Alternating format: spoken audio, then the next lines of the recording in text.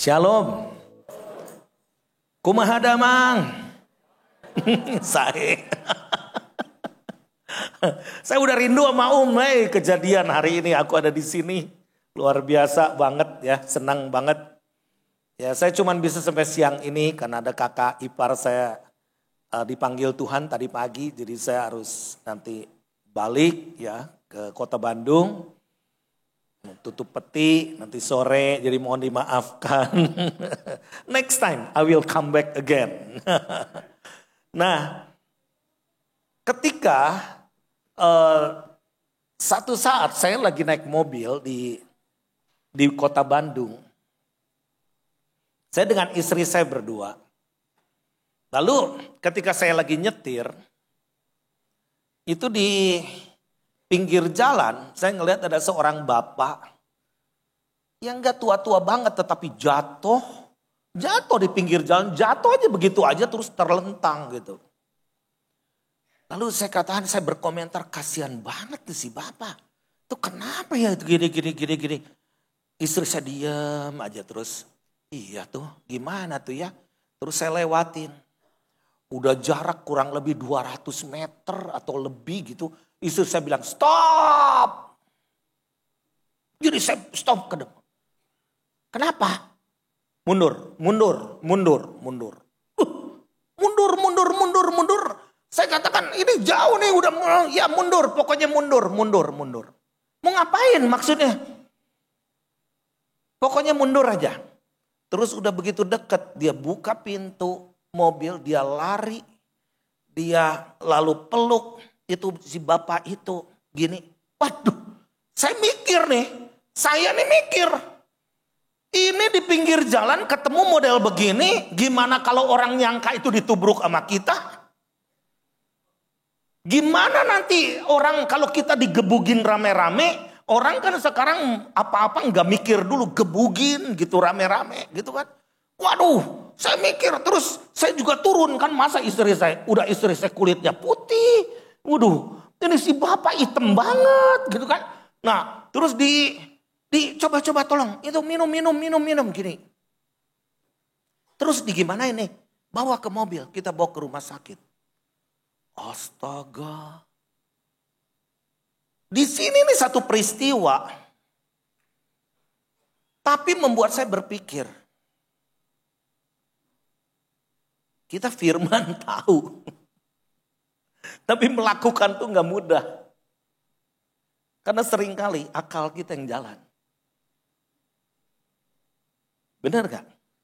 Oh enggak, di sini mah suci semua nih kelihatannya. Kira-kira kalau ada orang yang begitu di depan kita, what are you going to do?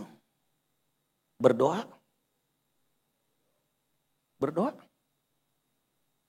Atau menolong? Nah, saya mau berbicara mengenai iman dan kemurahan hati. Iman tanpa perbuatan pada dasarnya mati. Nah, jadi di dalam firman Tuhan, yuk kita baca di dalam Markus 8 mulai ayat 1. Markus 8 mulai ayat 1. Bagaimana Yesus ini sebagai Tuhan tapi berperilaku sebagai manusia yang melakukan firman. Karena dia firman. Dia itu firman. Pada waktu itu ada pula orang banyak di situ yang besar jumlahnya. Dan karena mereka tidak mempunyai makanan, Yesus memanggil murid-muridnya dan berkata, hatiku, ayat yang kedua, hatiku apa? Jadi judulnya hatiku tergerak. Banyak orang tahu tapi hatinya tidak tergerak. Hatiku tergerak oleh belas kasihan kepada orang banyak ini. Sudah 3 hari mereka mengikuti aku dan mereka tidak mempunyai makanan. Dan jika mereka kusuruh pulang ke rumahnya dengan lapar, mereka akan rebah di jalan. Sebab ada yang datang dari jauh. Murid-muridnya menjawab, bagaimana di tempat yang sunyi ini orang dapat memberi mereka roti sampai kenyang. Yesus bertanya kepada mereka, berapa roti ada padamu? Jawab mereka 7. Ini bukan yang 5 roti 2 ikan ya. Ini peristiwa yang beda lagi. 7. Lalu ia menyuruh orang banyak itu duduk di tanah. Sesudah itu ia mengambil ke-7 roti itu, mengucap syukur, memecah-mecahkan, dan memberikannya kepada murid-muridnya untuk dibagi-bagikan. Dan mereka memberikannya kepada orang banyak. Mereka juga mempunyai beberapa ikan. Dan sesudah mengucap berkat atasnya, ia menyuruh supaya ikan itu juga dibagi-bagikan. Dan mereka makan sampai kenyang, kemudian orang mengumpulkan potongan roti yang sisa sebanyak 7 bakul. 7 is the number of perfect. Sempurna. Mereka itu ada kira-kira 4.000 orang, lalu Yesus menyuruh mereka pulang. Ia segera naik perahu dengan murid-muridnya dan bertolak ke daerah Dalmanuta. Nah, jadi sebetulnya kalau kita lihat, kita ini harus jadi Kristus di bumi. Gak sekedar we know Jesus, we love Jesus. Tapi Yesus berkata, kamu harus seperti aku. You are Kristus di bumi. DNA-nya, perilakunya, perbuatannya, keputusannya. Dalam setiap lifestyle-nya kita ini harus seperti Kristus. Nah, karena apa? Kristus itu melakukan apa yang diperbuat oleh Bapa di sorga. Di dalam Lukas 6 ayat 36. Hendaklah kamu murah hati, sama seperti Bapamu adalah murah hati. Ini beda dengan sosialita ya. Orang yang suka memberi atau money laundering gitu kan. Bukan. Kenapa Yesus selalu mengatakan, what do you have? Yesus bisa aja ciptakan, kenyang kalian, gak usah lapar lagi, kenyang. Gak usah pakai peraga. Tapi Yesus juga mengatakan, what do you have? Ada berapa yang di tangan kamu? Karena Tuhan mau multiplikasi. Nah, prinsip ini yang mengajarkan saya di dalam kehidupan pelayanan saya. Setiap waktu, setiap saat, meskipun banyak gagalnya. Jujur aja banyak gagalnya. Karena seringkali logika saya yang bermain. Ketika logika saya mengatakan kalau saya lakukan ini saya akan rugi. Kalau lakukan gini saya akan kurang. Saya akan gini. Banyak kerugiannya. Tetapi Tuhan katakan lebih baik memberi daripada menerima. Nah, seringkali kita diperhadapkan dengan satu situasi. Kita banyak kebutuhan. Untuk hidup kita, untuk keluarga kita, untuk anak sekolah kita, untuk cucu kita, untuk rumah kita, whatever. Kita ini orang yang penuh kebutuhan. It's okay. Tuhan itu Yehova Jireh akan mencukupi. Tetapi ada level yang kedua. Punya belas kasihan gak sama kebutuhan orang lain? Nah, ini beda kelas. Saya nih melihat prinsip-prinsip ini kalau mau mengalami terobosan. Keluar dari zona dirimu sendiri. Bahwa hidupmu bukan engkau lagi, tapi Kristus yang di dalamku. Itu kata Tuhan. Kalau Anda mengalami berkat, berikan itu kepada Tuhan semuanya. Maka Tuhan akan berkati berlimpah-limpah. Rilis hak namanya. Nah, ini sulit lagi. Apalagi kalau orang pelit. Lebih sulit lagi. Kita seringkali hitung-hitungan. Mau ibadah, ada gerimis gimana kalau pilek? Blessingnya mau. Makanya saya seringkali kampanyekan ibadah kudu. Kudu itu bahasa Prancis kan. Amin gak? Nah, bersyukurlah Anda yang beribadah. Karena kita ini punya free will. Free will kita tuh bisa bermain. Mending di rumah. Mending online. Kayak kita kurang apa sih? Dengerin khotbah bisa 7 kali, 10 kali 1 hari Minggu. Enggak cocok sama pengkhotbah ini, move. Tetapi saya katakan ibadah itu lain. Ibadah itu kita menyediakan hidup kita. meletakkan hidup kita di atas korban. Dan kita sacrifice di situ, di mana kita berhimpun di dalam persekutuan orang percaya. Dan kita face to face dengan Tuhan, karena Tuhan katakan, 2-3 orang berkumpul dalam namaku, maka aku ada. I will rule, I will dwell among you. Wow. Mau gak Tuhan dwelling? Dwelling itu bersemayam. Dan juga bersemayam di atas puji-pujian. Dan dia akan kontrol hidup kita. Siapa yang percaya bahwa Tuhan hadir di tengah-tengah kita? Siapa yang tahu bahwa menyadari bahwa Tuhan tahu kebutuhan kita? Anda yakin bahwa Tuhan akan mencukupi? Amin. Nah, saya punya pengalaman begini. Minggu kemarin, tanggal 15 Agustus. 15 Agustus. Saya disuruh Tuhan ke Ambon. Aduh. Ngapain ke Ambon? Hanya mengunjungi satu orang yang ada di penjara. Dan orang ini sebutnya disebut salah banget, enggak. Dia ada di penjara. Karena seperti kriminalisasi. Dijahatin. Dia teman baik. Terus saya ada beberapa pelayanan juga dan saya banyak meeting. Aduh, saya ngomong sama istri saya. Aku mesti ke Ambon. Ngapain ke Ambon? Gini. Ya udah kalau doa kan sama aja. Nah ini ngurangin iman nih sedikit dia kali ini nih. Gitu kan. Udah papa lagi sibuk ini. Enggak, tapinya aku mesti ke Ambon nih. Ke Ambon tiket aja 5 juta pulang pergi. Cuman ngunjungi yang di penjara. Sampai saya cek ke keluarganya, jam berapa nanti besuk? Oke, jam segini harus cuman bisa hari ini. Waduh, kata saya udah. Kalau perlu saya subuh kan. Dari Jakarta tuh jam 12 malam gitu. Jam 2 subuh terus nyampainya pagi. Langsung ke penjara jenguk. Tapi saya mau cek beberapa hari apa yang dapat saya lakukan. Jadi saya nggak booking. Kalau perlu saya pulang balik, gak jadi masalah. Gitu. Dah singkat cerita. Saya begitu yes confirm I will go. Saya akan pergi ke Ambon. Terus orang yang dikunjungi oleh saya itu ternyata punya pengaruh luar biasa di penjara. Kayak Yusuf dihargai. Sampai maaf pejabat-pejabat datang minta nasihat ke dia yang di penjara. Astagfirullahaladzim. Kata saya yang di luar penjara terpenjara gitu kan. Malah yang di penjara pun mengalami freedom gitu.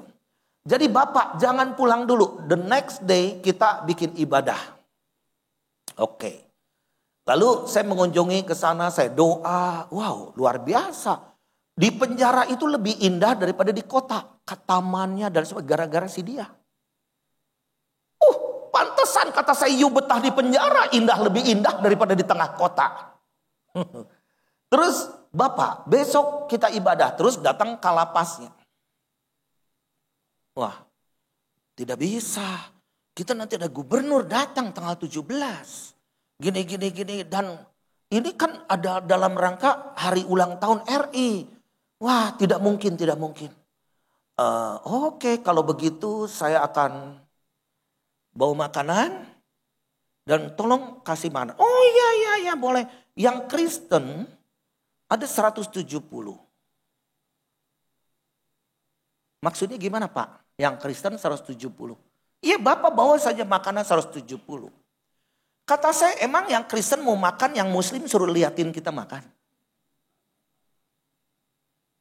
Saya ini gak pernah begitu Pak. Saya ini nasionalis. Emang harus menonjol orang Kristen makan sendiri suruh orang lain lapar. Sampai air liur keluar begitu ngelihat kita makan. Nah, kasih makan semua. Terus, oke, kalau gitu berapa jumlahnya? Jadi tambah staff, tambah apa, tambah portir, segala security, 430. Oke, kita makan semua. Oh, kalau gitu ibadah saja Pak, ibadah. Loh, tadi gak boleh, sekarang boleh. Gak apa-apa, ibadah. Ibadah jadi... Ibadahnya gimana? Ya nanti kan aulanya kan cukup untuk 200-an, nanti yang Muslim pun di pinggir-pinggir. Duduk. Awesome. Kata saya luar biasa. Besok jam 8 siap Bapak kesini. Kita ibadah. 1 jam cukup ya? Oke cukup. Padahal kejadiannya 3 jam. Terus. Semua happy kan? Kita terobosan happy. 430 bungkus di Ambon. Neng bukan di Tasikmalaya neng. Sabaraha. Pulang. Bencana. Buat dia mujizat, buat gua bencana. Karena ada staf saya, anak rohani saya. Staf, ada kas berapa lagi? Enggak ada Pi, nyebutnya Papi.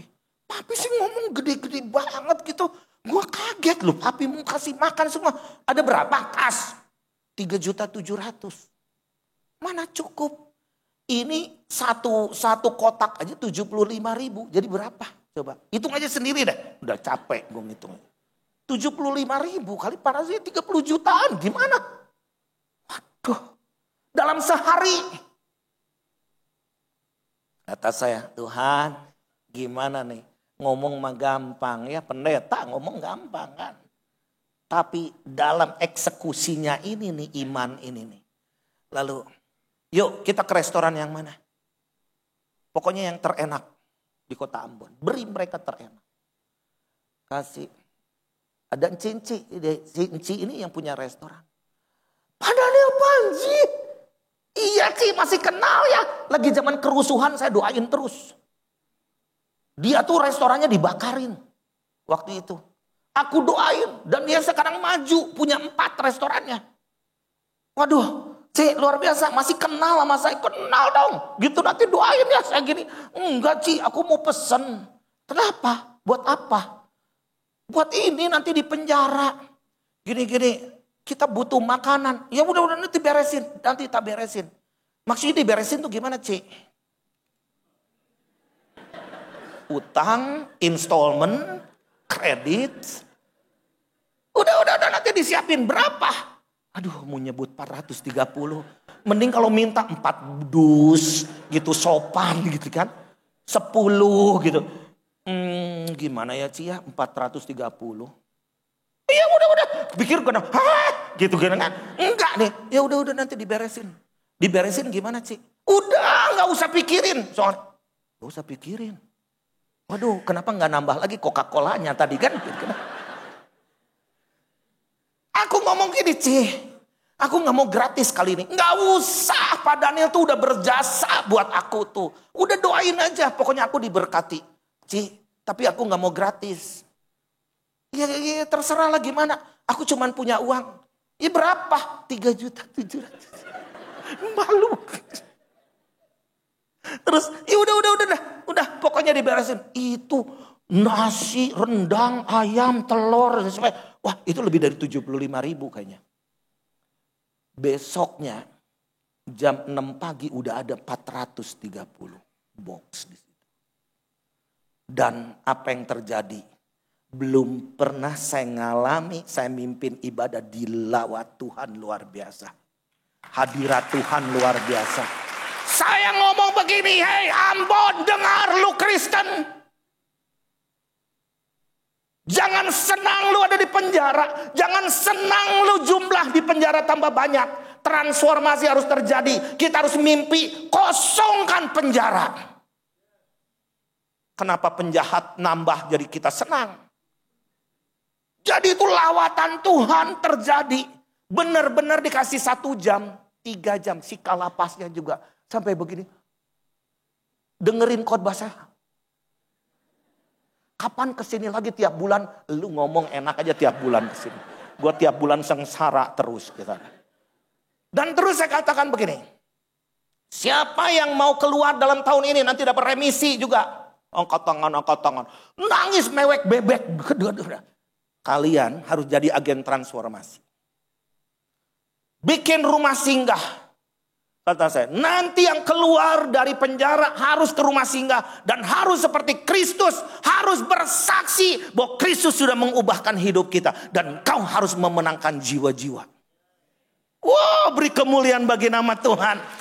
Nah, jangan sampai begini. Oh mereka bukannya bukannya sekedar, ya amin, amin kayak di sini. Enggak gitu. Mereka tuh aku mau gitu. Ya maklum lah di penjara. Kalau kita kan nggak di penjara. Pulang bebas lagi kita. Gini ya. Kita sebagai seorang pribadi. Saya nih ceritain kelemahan saya kan. I have nothing. I'm not able. Aku gak bisa. Kalau saya begini, Anda pun pasti bisa.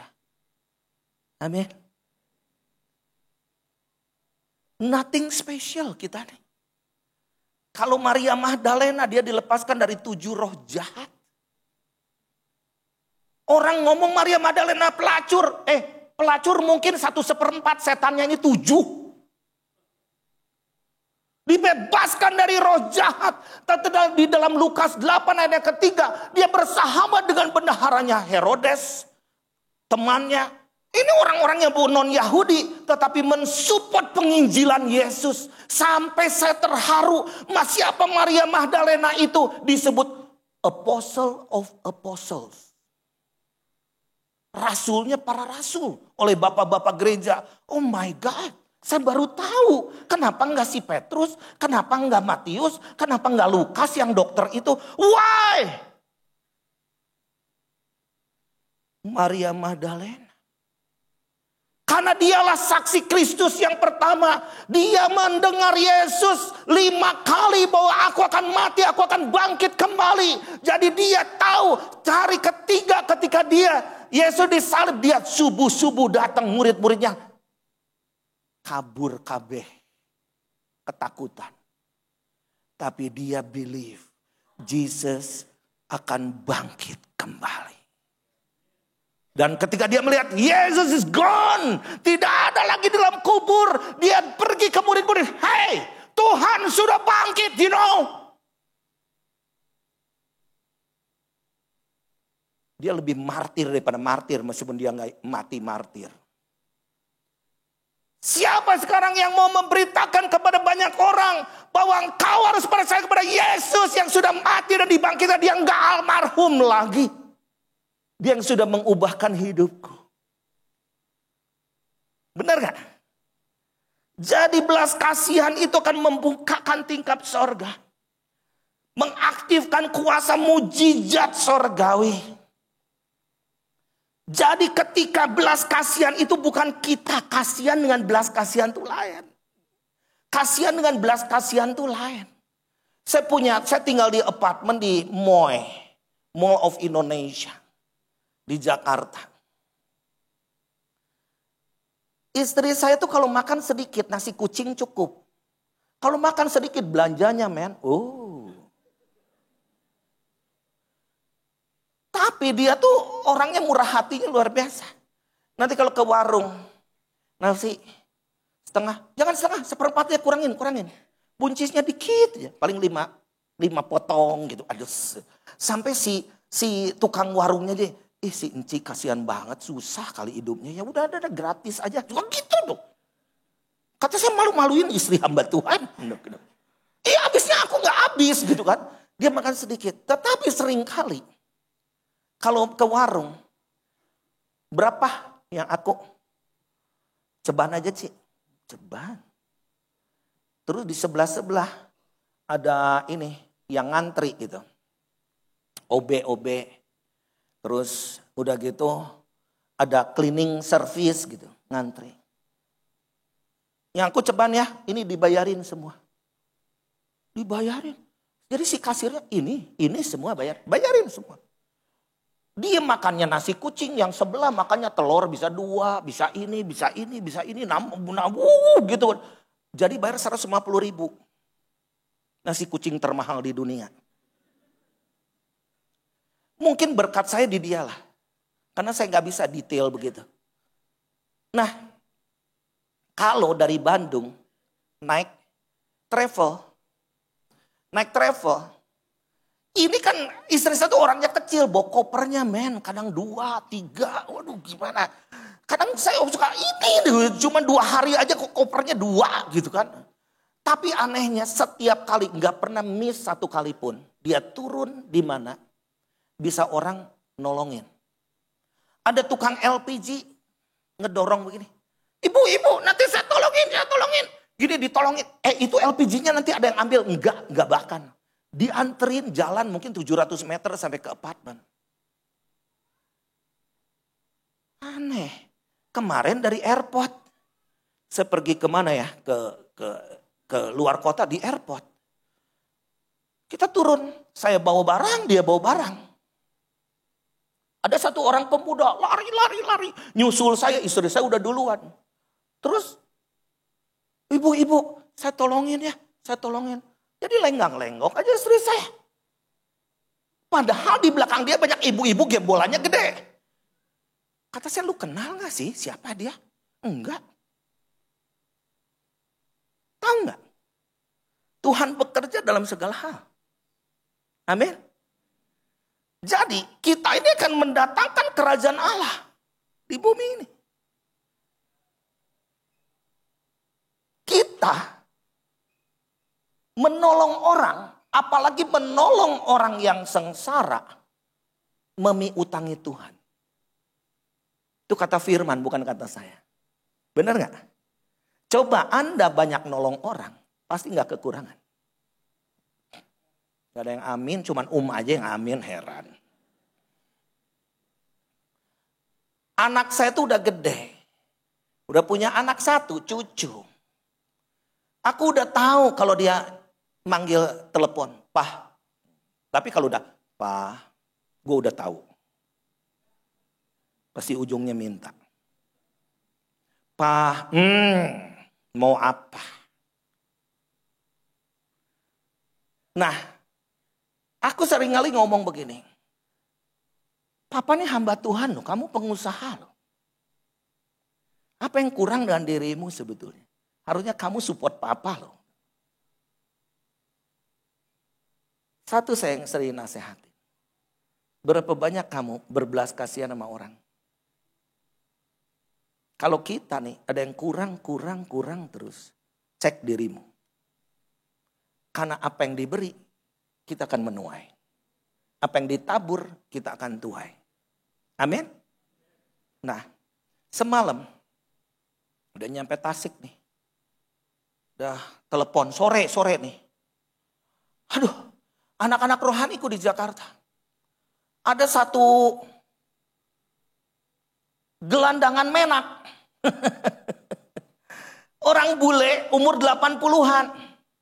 Tergeletak di jalan, dititipin udah seminggu. Maaf lagi dia ditemui telanjang, kelaparan.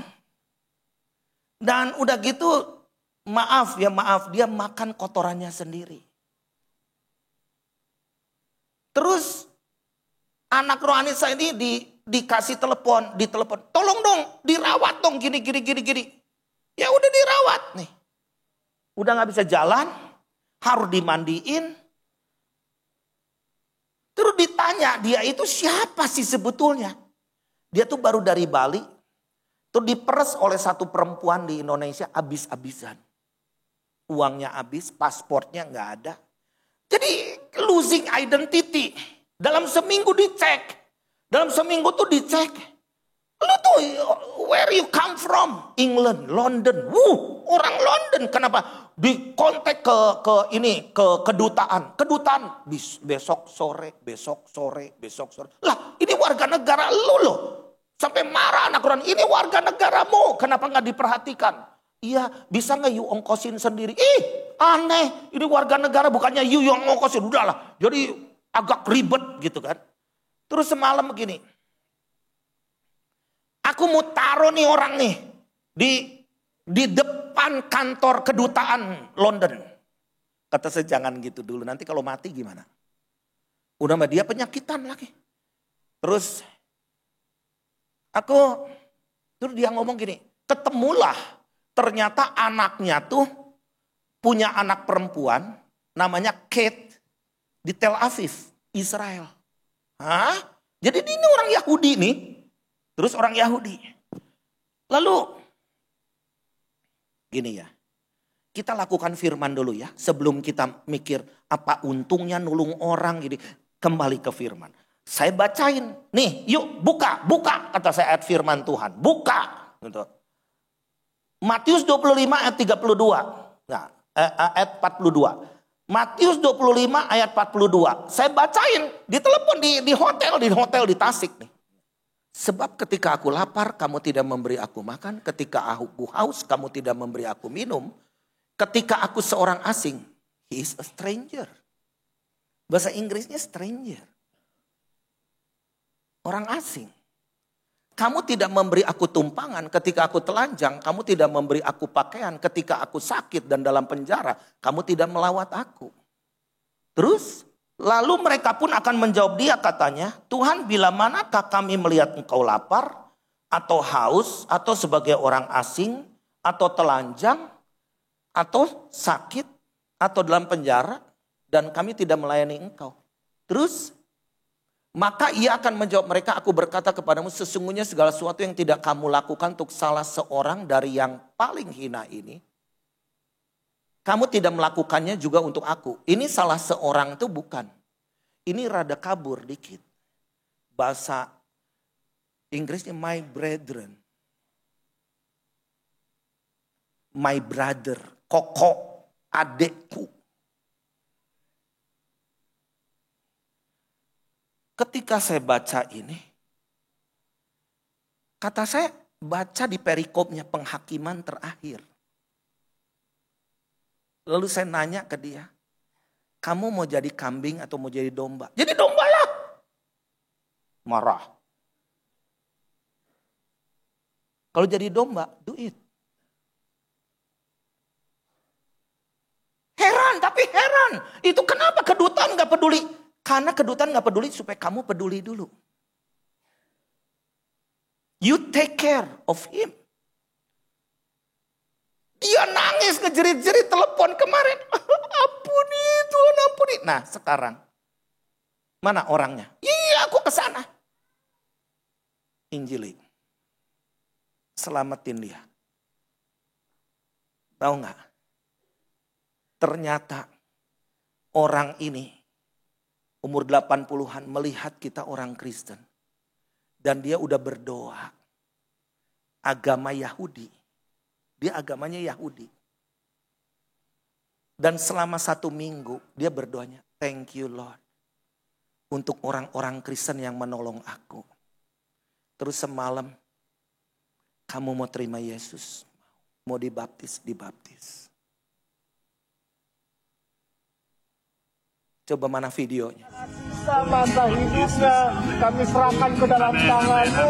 Hal yang baru, hal-hal ajaib akan terjadi dalam kehidupannya. Di dalam nama Tuhan Yesus Kristus, ada berkat mulai dari tanah Yerusalem yang akan datang ke bangsa kita Indonesia. Di dalam nama Tuhan Yesus Kristus, dari tempat ini Indonesia menjadi tempat ilahi. Dari tempat ini, di dalam nama Tuhan Yesus Kristus, hamba-Mu Yopi dan Fani Tuhan. Atau apa yang Kau percayakan kepada kami baptis Engkau satu nama Juru Selamat kami yang hidup di dalam nama Tuhan Yesus Kristus. Di dalam nama Tuhan Yesus Kristus. Tuhan mati dan bangkit kembali. Nama Tuhan Yesus.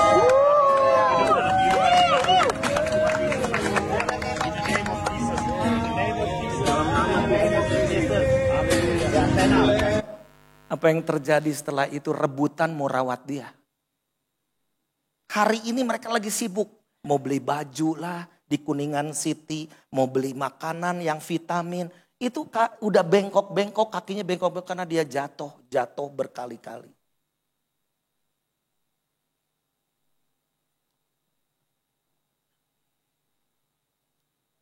Masih adakah Kristus di dalam diri kita? Iman kita hebat, tapi perbuatannya gimana?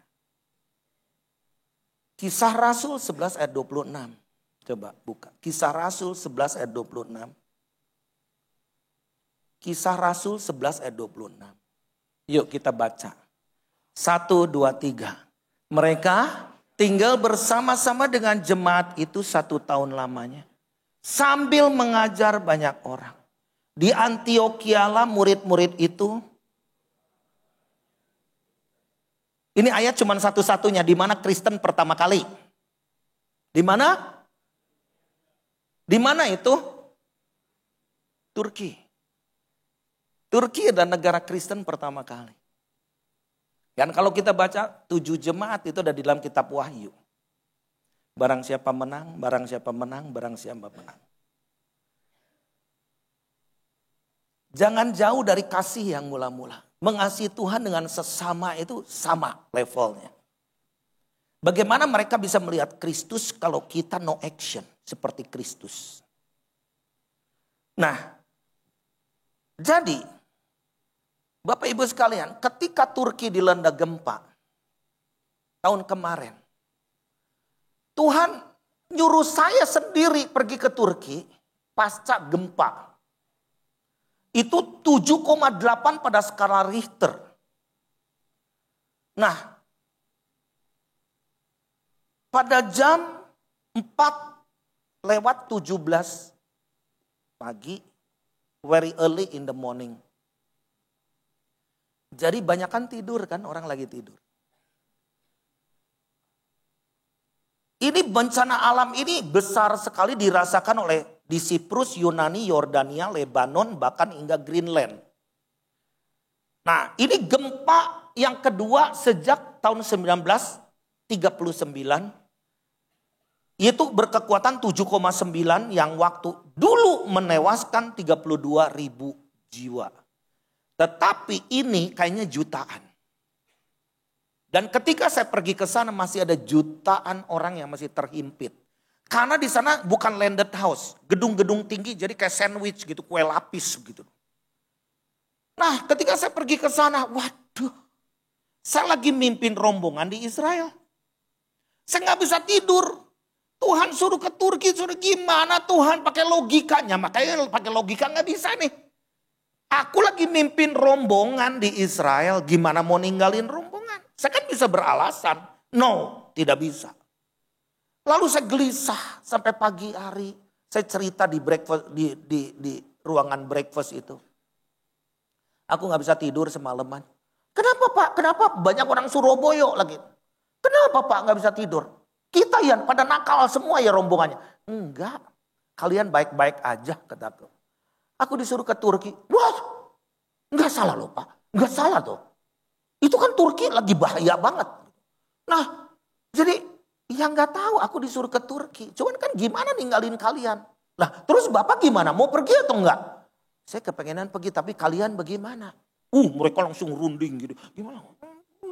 Udah akhirnya singkat cerita. Bapak pergilah. Jadi aku pergi. Besoknya aku pergi. Aku book tiket. Dari Tel Aviv ke Istanbul terus ke Gaziantep. Kota yang dilanda gempa itu. Begitu aku booking tiket, gampang banget, murah. Pulangnya gak bisa-bisa, puluhan kali gak bisa-bisa. Waduh Tuhan gimana nih pulangnya? Sampai aku nanya Tuhan ini kok booking gampang pergi, pulangnya gimana? Tuhan ngomong, kan aku suruhnya pergilah bukan kembalilah. Iya juga kan, kalau kita ngomongnya hadirilah terus. Kalau Tuhan ngomongnya pergilah. Gitu kan, jadikan semua bangsa muridku. Ya udah singkat cerita aku pergi ke Gaziantep. Kota Gaziantep itu ibu kota satu provinsi. 10 provinsi Bapak Ibu sekalian. 10 provinsi rata dengan tanah.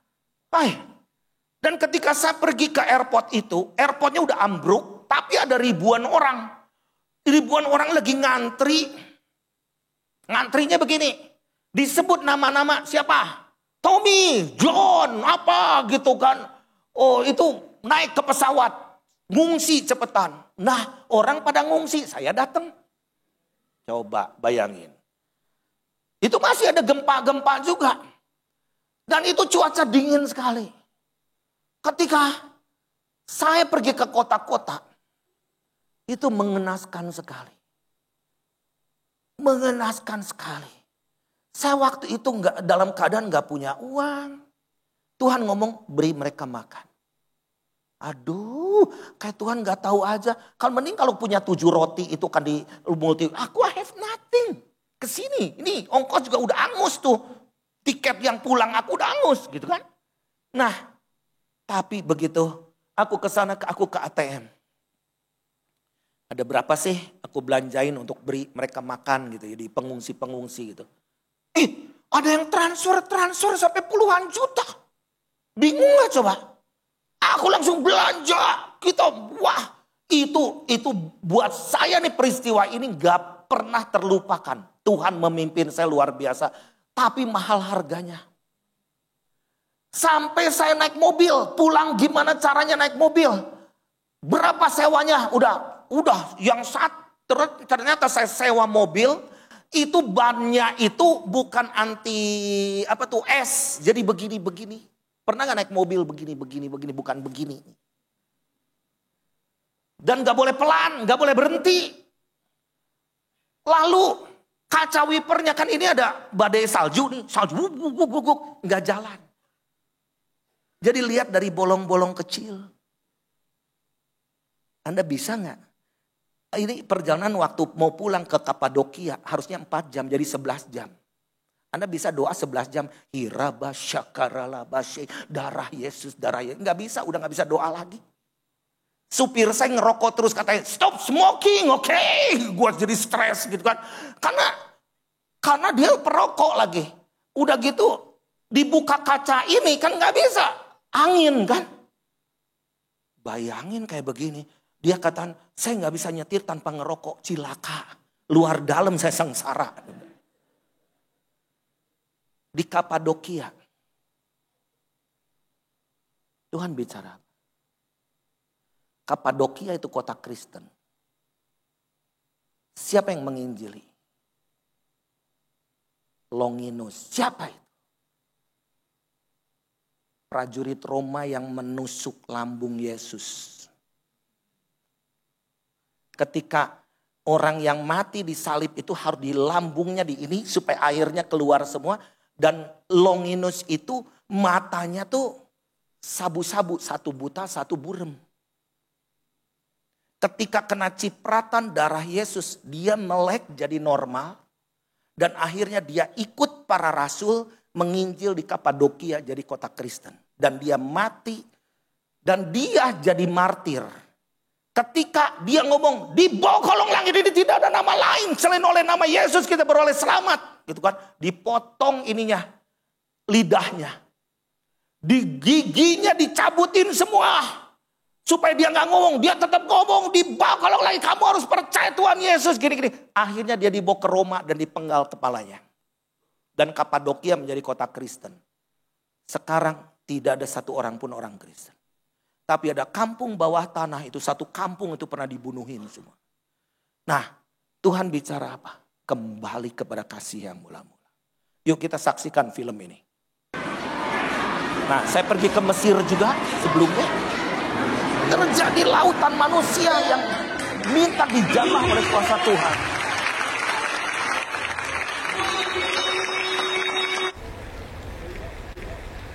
Ini cuaca masih dingin dan ini kedua kalinya saya datang ke Turki pasca bencana 6 Februari. Ini yang kedua kali. Yang lalu dan saya ada di kota Hatay.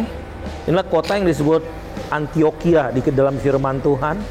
Inilah jalan yang bersejarah dan jalan ini sangat populer sekali karena bangunannya dibangun pada ribuan tahun yang lalu. Tetapi sekarang keadaan porak-poranda seperti ini dan ini kota yang paling hancur. Padahal waktu itu inilah kota yang bersejarah di mana orang-orang Kristen pertama kali disebut. Bapak Ibu sekalian, saudara-saudariku yang saya kasih dalam Tuhan, apa sejarah yang kita dapat ambil? Dulu ini the city of revival. Dan tetapi sekarang porak-poranda. Apa yang kita perlu doakan di tempat ini adalah supaya kota ini kembali mengalami kebangunan rohani. Tidak ada namanya tidak ada harapan di dalam Kristus. Kristus membawa pengharapan buat kita semua. Berdoa supaya revival terjadi kembali di di bangsa Turki ini, di negara Turki. Kiranya Tuhan memberkati.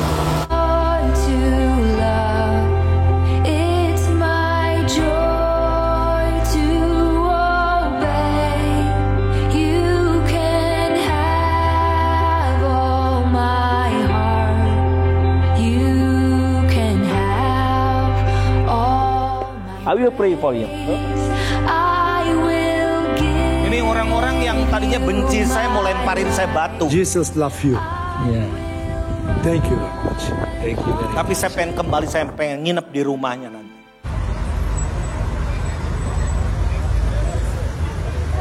Firman Tuhan katakan, bersukacitalah dengan orang yang bersukacita, menangislah dengan orang yang menangis. Saya bersukacita menemukan seorang anak Tuhan yang mau menjadi berkat di tengah-tengah masyarakat. Dan kita menangis bersama dengan banyak pengungsi di sini, relawan yang luar biasa. Masih banyak ribuan orang yang tertimbun di reruntuhan tiang-tiang beton. Dan di tengah kota seperti ini kita seperti satu keluarga. Mereka membutuhkan kasih dan mereka membutuhkan sukacita, mereka membutuhkan harapan dan kabar baik. Biarlah kita boleh menjadi berkat dimanapun kita berada.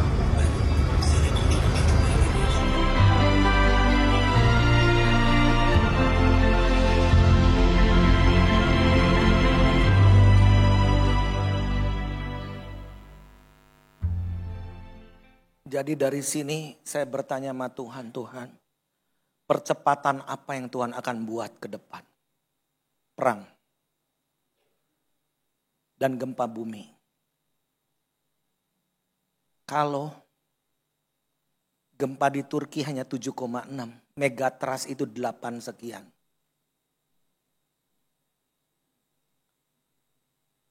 Tuhan bicara sama saya jelas sekali. Apa the most strategic plan for the church today? Yesaya 42 ayat yang ke berapa ya? Yesaya 42 ayat yang ke-6. Yesaya 42 ayat yang ke-6 coba. Yesaya 42 ayat yang ke-6. Aku ini Tuhan telah memanggil engkau untuk maksud penyelamatan. Telah memegang tanganmu. Aku telah membentuk engkau dan memberi engkau menjadi perjanjian bagi umat manusia. Menjadi terang untuk bangsa-bangsa. Covenant. Kita ini punya covenant. Aku cinta Yesus. Tadi baru lagu itu. Cinta sesama. Terus itu harus ada covenant. Mati bagi Yesus. Tapi mati juga bagi sesama. Itu hanya doktrin Rasul. Waktu itu belum ada Alkitab kayak kita canggih. Aku ini Tuhan telah memanggil engkau untuk maksud penyelamatan. Saya sampai observe terus dan ayat ini dan saya ngomong, Tuhan apa maksudnya penyelamatan? Kayak kemarin si opah itu terima Yesus, dibaptis, suruh kesaksian. Enggak, dirawat tuh. Sampai sekarang dirawat. Udah gak usah ke kedutaan lagi, kalau perlu mati di tangan kita. Menyelamatkan secara roh maupun secara fisik. Look, kenapa bangsamu sekarang memberi makan ke orang miskin? Harusnya gereja. Harusnya orang Kristen yang bisa memultiplikasi roti itu. Firaun udah bangkit, Yusufnya mana? Yang memberi makan. Sampai saya ngomong ke anak saya namanya Yosef. Gue kasih nama Yosef, lu Ucup, you know, you Ucup. Feeding the people. Buat bisnis 20% untuk ini. Untuk profitnya 20% untuk misi. Beri makan, beri makan. Yang stunting itu kita rawat, coba gimana? True action. Kenapa saya katakan Tuhan? Karena Matius 24 ayat 14 akan digenapi. Injil kerajaan akan diberitakan di seluruh dunia menjadi kesaksian buat semua bangsa. Maksudnya kapan Tuhan? 2033. Kenapa 2033? Kan itu 2000 tahun usia gereja. Kita pakai lumbung Yusuf, pakai apa, ucup-ucupnya pada kemana? Kita hanya mikir makan sendiri. Kita hanya berpikir bagaimana anak kita bisa makan. Full vitamin. Sementara stunting ada di mana-mana. Nah, ketika saya katakan Tuhan, so what? tanda-tandanya. You go, pergi. Jadi aku sampai pergi ke jalur Gaza. Perang ketika Hamas menyerang Israel tanggal 7 Oktober. Hai, kok cepet banget. Gog magog, kok cepet banget. Why, rapture. Oh my God, kita mau rapture, nunggu rapture. Sementara kita, jangan sampai kita diem terus hari-hari ini. World Economic Forum 2030 tagline-nya, you will own nothing but you will be happy. Maksudnya apa? Percuma you kaya akan dinolin. Yang bangkrut akan dinolin. Itu namanya sosialis. World Economic Forum. Bulan ini di Davos akan bikin konferensi untuk mengadakan depopulasi. Yang kedua adalah sistem digital semua. Termasuk uang digital. Oh my God. Central Bank Digital Currency. Lihat aja di YouTube. Lihat aja di Google. Makanya Google-nya jangan cuman ini aja. Tukang cendol ketabrak. Si inilah Kaisang naik jet. Apa gitu. Jangan terlalu yang begitu-begitu gitu deh. Lebih yang up to date gitu. Yang lebih berkualitas. Apa yang sesuai firman gitu kan. Nah ketika saya melihat situasi seperti ini. Waduh ini gimana caranya? Tuhan bukakan pintu-pintu penginjilan dan Tuhan ngomong jelas sama saya itu. Indonesia akan menjadi kunci penginjilan bagi dunia. Tapi siapa yang mau diutus? Ini aku utuslah dia. Persiapkan anak-anak kita supaya skillful. Dan bukan hanya jadi penginjil tapi jadi orang yang profesional. Tapi punya jiwa penginjilan. Kita saksikan film ini sebagai yang terakhir, yang saya pergi ke jalur Gaza, ya, di mana banyak pintu-pintu terbuka. Sedih sekali melihat anak-anak muda yang ketika membuat festival musik pada tanggal 7 Oktober yang lalu dibunuh secara sadis. Anak-anak muda yang diincar, yang dibunuhin. Dan banyak juga di antara mereka yang masih diculik. Iblis benar-benar sedang bekerja secara total. Saya nggak bicara politik mati, Bapak Ibu sekalian. Tapi keluarganya tetap berharap. Saya berbicara mengenai firman. Hidup dan bisa kembali. Makanya di mana-mana ada tulisan bring them home. Di mana kita berdiri? Apakah ada keadilan? Apakah kita mengasihi generasi? Atau kita membiarkan generasi ini hilang? Tanah inilah tanah yang menjerit, tanah ini berteriak di hadapan Tuhan. Apakah kita berdiam? Bring him now. Bring him home now.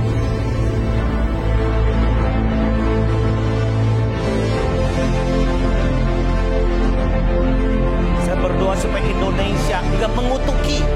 Nanti kita terkutuk karena firman Tuhan yang mengutuk akan dikutuk, yang memberkati akan diberkati. Para azah namanya. Kita lihat rumah-rumah yang rusak. Bahkan orang-orang yang dibunuh secara brutal. Menyedihkan, melihat, mendengar satu situasi yang begitu luar biasa, menyedihkan, mengenaskan sekali. Dan mereka datang ribuan orang, datang ke desa ini, lalu menculik ratusan orang dari desa ini, dan ini adalah perbatasan ke Gaza di sana. Kita lihat pintu gerbangnya di sini.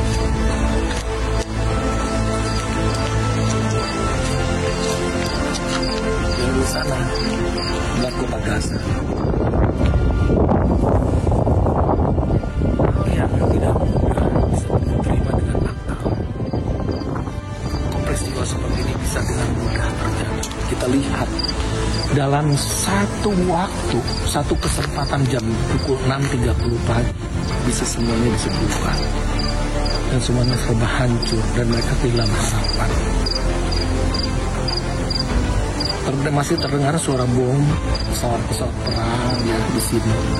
Karena ini hanya jarak ratusan meter saja ke jalur Gaza. Tidak ada lagi penghuni, hanya satu. Bahkan bunker-bunker pun bisa hancur ya seperti itu. Apa yang kita perbuat setelah kita menghadapi satu situasi yang sulit seperti ini? Hanya satu perkara, datang kepada Tuhan, mencari wajah Tuhan. Dan bagaimana kita sikap sebagai orang Kristen saat ini? Sebagai orang yang memiliki kasih Bapa, orang yang ditebus oleh darah Yesus. Bila keselamatan datang daripada Tuhan, kita tidak bisa menjadikan diri kita menjadi orang yang selfish, tidak peduli kepada yang lain. Mereka nggak butuh simpati, tetapi penebusan darah Kristus itu ada pada kita, dan Tuhan mengasihi setiap bangsa, apalagi umat pilihan Tuhan. Mereka pasti sedang mengungsi, mereka membutuhkan makanan, dan saya mendapat informasi yang begitu jelas bahwa mereka sedang kesulitan keuangan di negara itu. Apa yang dapat kita bagikan selain doa, kasih, perhatian, tetapi juga taburan untuk satu roti, untuk satu jiwa. Kiranya Tuhan memberkati.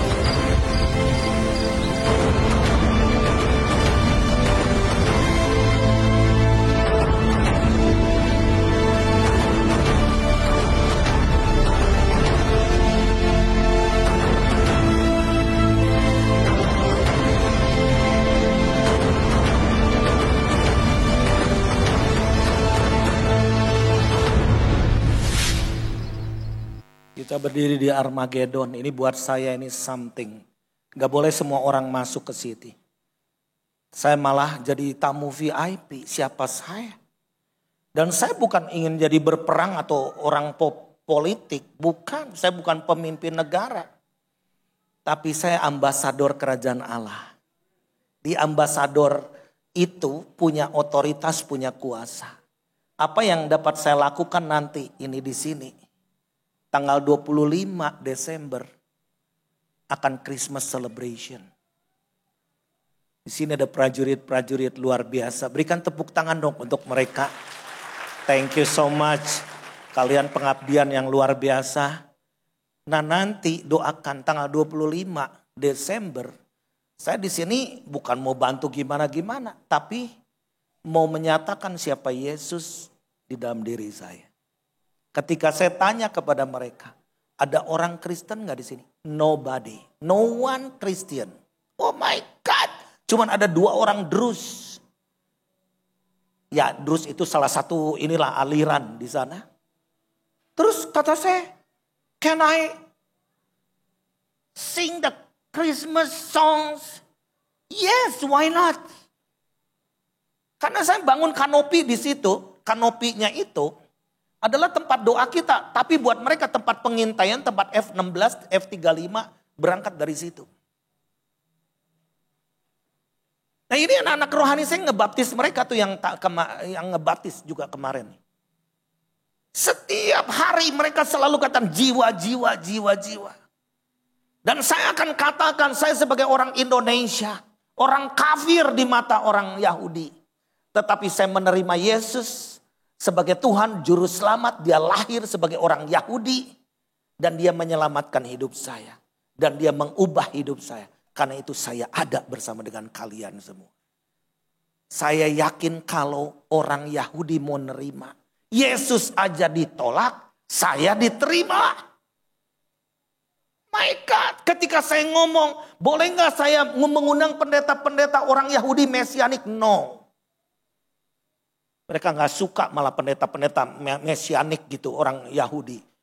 We just welcome you Indonesia. Indonesia kunci. Pintu gerbang bagi penginjilan bagi dunia. Kita bangkit berdiri.